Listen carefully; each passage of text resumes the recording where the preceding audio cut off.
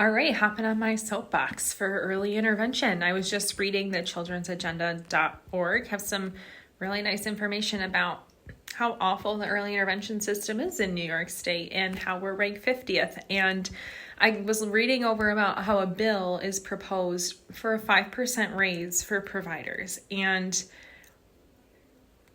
when I did the math about what a 5% raise looks like, if it's per therapy session, you're looking at a couple bucks more per therapy session.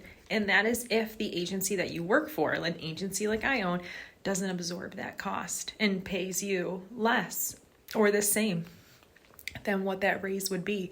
So I really just overall think that unless there's like a 15 to 20% raise for providers and they directly see that impact in their paycheck, a 5% raise, I'm not sure is really going to be a big draw for any provider to leave their current job, like a school job where they probably get paid more, a healthcare field where they definitely get paid more, like in a hospital or a nursing home, to make a difference here. And the other issue is that if we're not graduating enough providers, this issue is going to go on for years, unless there is change at the top and at the bottom. New York State is in such dire need. I mean, I think I read that there's 900 kids waiting for services just in Monroe County alone for early intervention. And I just cannot fathom being a parent that can't have access.